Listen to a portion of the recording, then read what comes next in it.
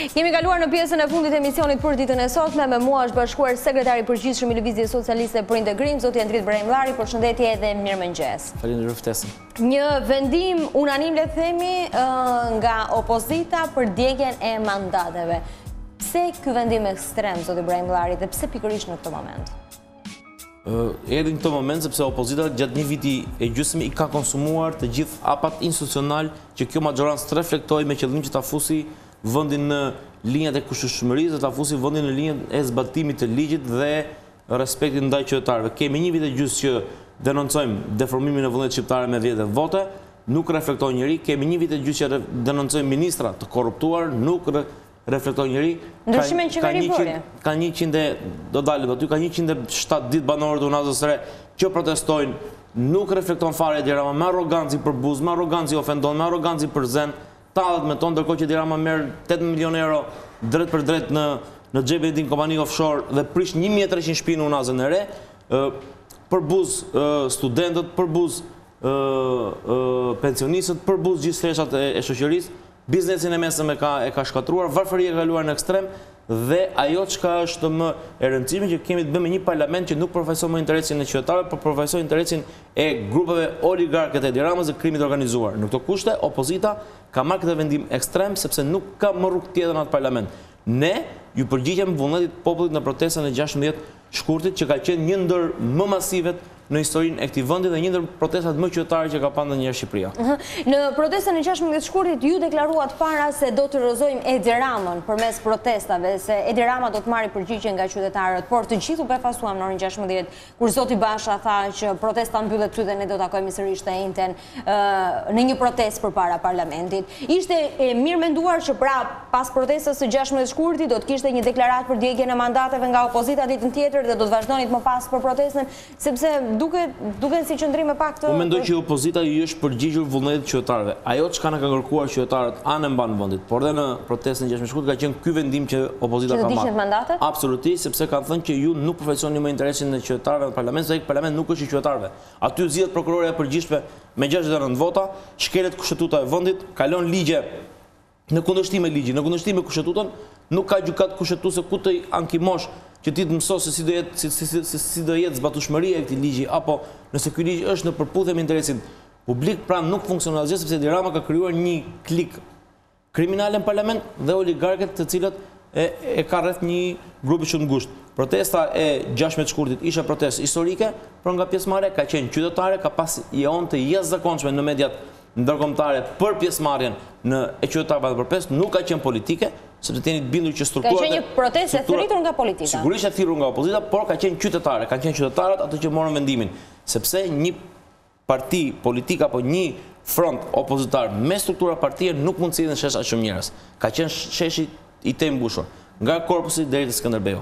Pra, pjesëmarrja aq masive tregon që për çfarë duhet protesta e të enjtes? Pra, nëse ju kishit një vendim pas protestës që do diqnin mandatet, protesta e të enjtes për çfarë duhet? Sepse ne kemi dalë me një konkluzion që kemi dalë me një propozim qeverit tranzitore për të hapur rrugën zgjedhjeve të lira dhe ndershme me qëllim që të çelen dhe negociatat dhe Shqipëria të bëhet pjesë e Bashkimit Evropian, ashtu siç kërkojnë pjesa e madhe shqiptarëve. Me Edi Rama nuk ka çelë negociatash, me Edi Rama nuk kemi pjesë e Bashkimit Evropian, sepse Edi Rama nuk ka marrë asnjë mas për të luftuar krimin organizuar, asnjë mas për të luftuar koncesionet klienteliste.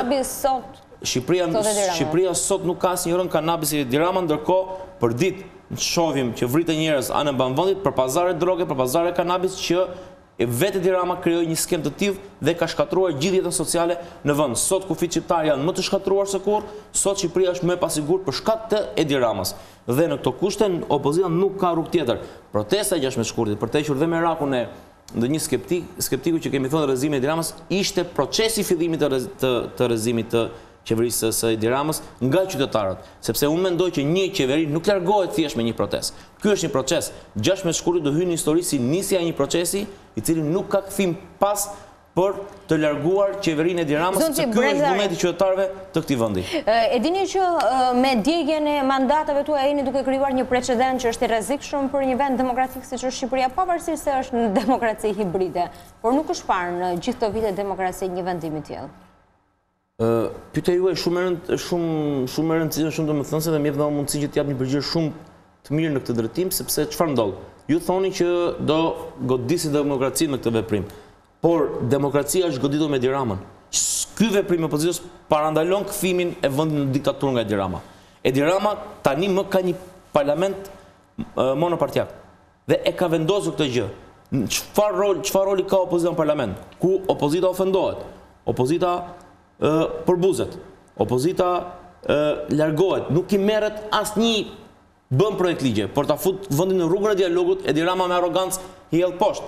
I quan propozimin e vetingut politik. Edi Rama arrogancë e përbuzi. I çoi propozimet LSI të amendimet për ligjin e arsimit lart me qëllim që të merrte zgjidhje studentët. Edi Rama e përbuzi. Kemi çuar propozimin e koncesioneve, nuk e merr fare parasysh. Kemi çuar një sër propozime të tjera dhe Edi Rama thotë her pas here që opozita i dham konsensusin Edi Ramës. I dham konsensusin Edi Ramës për hir dhe të partnerëve për sa i përket vetingut në policinë e shtetit dhe ja dham në atë kohë votat e LSI-s. Edi Rama as nuk dënjon të respektoj opozitën në parlament, me qëllim jo opozitën si thjesht çështje konjunkturale të Edi Ramës, por opozitën si institucion me qëllim që vendi të hyjë në shinjat e dialogut, në shinjat e kushtëtueshmërisë, që ne të kemi një zgjidhje për çeljen e negociatave. Edi Rama nuk e do këtë proces, sepse Edi Rama nuk do që Shqipëria. Ju doni pushtetin në tavolinë sepse keni të pamundur që ta merrni ato përmes zgjedhjeve të tjera. Kurse si nuk kërkojmë të marrim pushtet në tavolinë. Lëvizja socialiste për integrim, por dhe opozita e bashkuar. Këtë e ka shprehur dhe përfaqësues të Partisë Demokratike. Nuk kërkojnë të marrin pushtetin në tavolinë. Pushteti në Shqipëri nuk merret në tavolinë, merret përmes zgjedhjeve të lira dhe ndershme. Por duhet një garant Shqipëri që zgjedhjet të lira dhe të ndershme. Edi Rama nuk i garanton. Dosja 339 e faktoi publikisht që Edi Rama nuk garanton zgjedhjet të lira dhe të ndershme. Si i garantoni zgjedhjet të lira dhe të ndershme zoti Brahimllari sepse me një qeveri tranzitore e cila ka një mandat caktuar për të çuar vendin në zgjedhjet të lira dhe të ndershme, për të çelur negociatat për pasaj dhe për të bërë të zbatueshme reformën në drejtësi e tjerë me radhë. Kjo është shumë e thjeshtë. Tuaj Partia Demokratike, ndërkohë që edhe ju ishit në qeveri, kishit një qeveri teknike, le të themi, në zgjedhjet e 2017-s. Partia Demokratike kishte drejtorët më të rëndësishëm në vend, kishte ministrit më të rëndësishme në vend. Sigurisht dolën pas zgjedhjeve thanë na i vodhën sërish zgjedhjet. U mendoj që këtë ka sqaruar shumë qartë Partia Demokratike dhe nuk do të dalem këtë çështje, se ka argumente edhe nga Jo, po kur thoni qeveri tranzitore, nuk keni menaxher në nuk ka qenë qeveri tranzitore, sepse personi koka e operacionit është Edi Rama. Edi Rama ka qenë krye. Dhe pastaj nëse Partia Demokratike ka pas ministrin e brendshëm, drejtori i përgjithshëm politik ka qenë Aki Çako, që ndoqi gjithë operacionin e deformimit vullnetit shqiptarëve dhe u përfshi drejt për drejt në proces, përfshi gjithë policinë e shtetit. Nuk është çfarë bënte ministri i brendshëm. Por nga ana tjetër, ishte Edi Rama ai që i bënte thirrje policisë shtetit nga Kuçova, hiqni kapele dhe bëni fushat për linjën duke shkelur rënd ligjin e policisë shtetit por dhe kushtetutën e vendit. Pra, e keqja këtij vendi është Edi Rama. Nuk mund të ketë zgjedhje të lira dhe ndershme me Edi Ramën kryeministër dhe demokracinë të vend e ka shkatruar Edi Rama që kur zgjodhi prokurorin e përgjithshme me 69 vota. Vendim historik për të shkatruar demokracinë e një vendi. Edhe një parlament monist nuk do kishte këtë vendim për të marrë. Ç'a ndodhi? Zgjodhi prokurorin e përgjithshëm me 69 vota, shkatroi konsensusin që i dha gjithë klasa politike për reformën drejtësi, shkatroi gjykatën kushtetuese, e futi vendin në shinjat e antikushtueshmërisë, në shinjat e palishmërisë dhe tani nuk ka më kthim prapa. Ishte i vetmi, ishte vendimi ekstrem i opozitës i kushtëzuar në një vit e gjys nga gjithë këto faktor që Edi Rama ka për parlament, por ka qenë një vendim për të bashkuar vullnetit të qytetarëve të vendit. Kushti i qytetarëve është që ne të bëhemi bashkë me to për të larguar njëherë për gjithmonë këtë fatkeqësi kombëtare që bëjmë shpirtin e shqiptarëve çdo ditë. Zoti Brahimllari, ndërkombëtarët ditën e tjetërshme kanë qenë një zëri kundër djegjes së mandateve. Shkon kundër përpjekjeve për zbatimin e reformave, dëmton aspiratat e Shqipërisë për të qenë pjesë e Bashkimit Evropian për çeljen e negociatave. Unë mendoj që duke se kanë qenë në mbështetje të Edi Ramës. Tani nuk do të hyjmë në këtë lojën e ndërkombëtarëve për të lexuar deklaratat e tyre, por Tu flas për Fleckenstein, për zonjën Koçiançish, jo vetëm për ambasadorët. Kjo zonja në fjalë që përmend tani herën e fundit bënte mirë të fliste të ngritë zërin ku Shqipëria u mbush me kanabis. Dhe ku Shqipëria po eksportonte destabilitet për rajonin.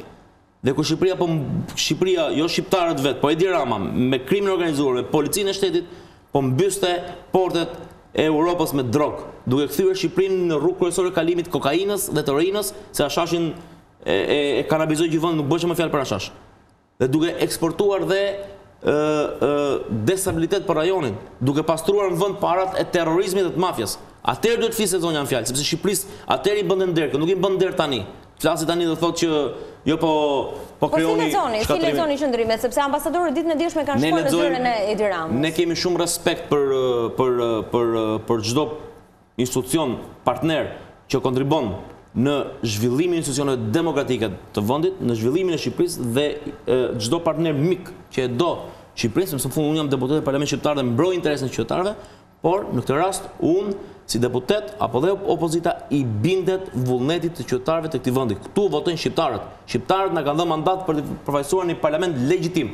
Ky parlament nuk është legjitim, ky është ilegjitim. Është parlament i krimit organizuar dhe është parlament i kapur i marrë peng nga Edi Rama. Nuk ka çfarë përfaqësojmë më un parlament. Kam 107 ditë që protestojnë banorët e Unazës së Re dhe unë si deputet nuk kam një mundësi për t'i mbrojtur në parlament ato. E ngre zërin parlament Edi Rama për buz, tallet me deputetët. E ngre zërin parlament Edi Rama i thotë atyre zaptus. E ngre zërin parlament Edi Rama i thotë atyre keni zaptuar Tiranën dhe Shqipërinë. Pali ministra për parlamentin për marrëdhënien me parlamentin ka deklaruar se do i bëjnë nder parlamentit, se nuk do harxojmë rroga për të bërë pis parlamentin me bojë. Kam respekt për zonjat e vërteta në radhë parë, por personin fjalë nuk e meriton këtë fjalë dhe ndjek keqardhje se si po degradohet një personazh i tillë politik dhe si po kthehet në një personazh komik i ulët dhe se si qytetarët e këtij vendi me përbuzje po e largojnë dhe po i japin një goditje përfundimtare. Është kthyer një personazh komik dhe nuk refuzoj të komentoj personazhet komik. Keni një skenar se çfarë do të bëni të njëjtën në protestën para parlamentit? Tani më ne jemi pjesë e protestuesve. Jemi atje së bashku me protestuesët. Qytetarët kanë vullnetin e tyre dhe qytetarët vendosin çfarë do bëjnë. Këtë kemi thënë që me 16 shkurt. Ne kemi vendosur për djegje mandate dhe kemi bashkuar vendimit të opozitës, ka qenë vendimi i rakorduar nga opozita e bashkuar dhe ne tani më shkojmë ditën e ende si protestues dhe jo më si deputet në atë parlament. Ky është vendimi i qytetarëve dhe ne jemi këtu për të mbrojtur interesat e qytetarëve. Ishte vendimi i dur për opozitën për përkrahur interesat e qytetarëve të vendit. Kam thënë një herë, po e marr si shembull sepse protesta Unazës së Re i çori maskën Edi Ramës, pra nxori para shqiptare Edi Ramën e vërtet, Edi Ramën e korruptuar, që abuzon kurrizë qytetarëve. Janë 1300 shtëpi që prishen për çfarë? Për një hajdutëri të Edi Ramës. Dhe kush deputet në Parlamentin e Shqipërisë mund t'i mbrojë ato banor me këtë parlament në këtë mënyrë. Në çdo parlament demokratik minimumi duhet kishin reflektuar qoftë deputetët e majorancës, por dhe kryeministri në çdo vend demokratik. Ka 107 ditë i lënë atje dhe tallet me ato. Nuk ka më rrugë institucionale në parlament, sepse Edi Rama e ka nxjerr parlamentin jashtë çfarëdo lloj institucioni dhe jashtë çfarëdo lloj mënyre për funksionimin e lishmërisë në parlament. Tani ka vetëm një rrugë, t'i bashkohemi me qytetarëve dhe së bashku me tyre të pastrojmë një herë për gjithmonë atë parlament nga krimi organizuar dhe nga Edi Rama që po mban peng zhvillimin dhe integrimin e vendit. Kur do të heqni dorë nga mandatet zyrtarisht? Është ngritur një grup pune, Partia Demokratike, por dhe nga ana e LSI-s, por gjithë opozita bashkuar, tani më thjesht kjo është çështje formalizimi, çështje procedure. Ne kemi marrë një vendim, këtë vendim është marrë në grup dhe kjo është çështje procedurale, nuk ka intereso kjo çështje. Prisni një zgjidhje politike nga Edi Rama?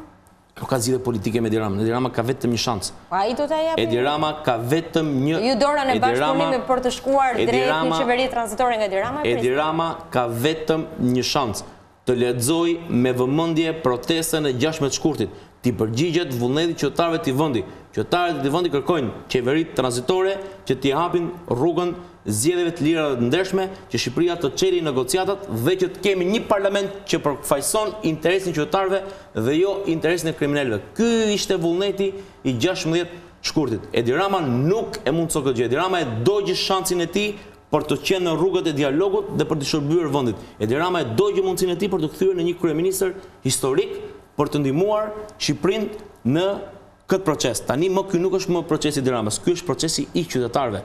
Edi Rama nuk përfaqëson më qytetarët. Tani më Edi Rama është në minorancë. 16 shkurti e çoi Edi Ramën në bunker. Me pak fjalë e futi Edi Ramën në vrimën e miut. Është e kot flasim për zgjedhjet e 30 qershorit? Nuk ka, është e rëndësishme dhe është urgjente dhe është emergjencë kombëtare krijimi, largimi i Edi Ramës, krijimi i qeverisë tranzitore, për të çuar vend në zgjedhje të lira ndeshme. Me këtë kryeministër, me këtë qeveri nuk ka zgjedhje të lira dhe të ndershme. Edi Rama është faqur i qetë edhe ditën e dieshme. I trompeni se madje ka deklaruar që opozita po luan edhe kartën e fundit. Edi Rama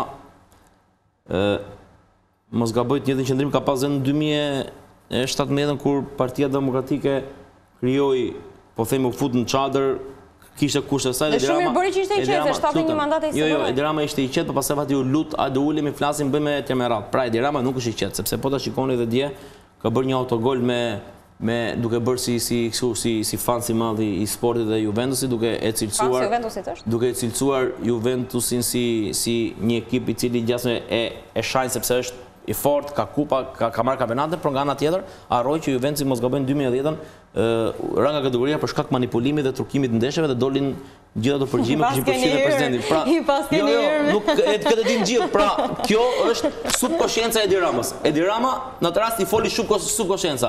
Pra Edi Rama nuk ndahet dot nga blerja e votës, nga krimi organizuar, nga dëfëmi. Dhe di pse bën këtë gjë. Tifozi kujt ekipi? Unë jam me Interin. Po, mirë.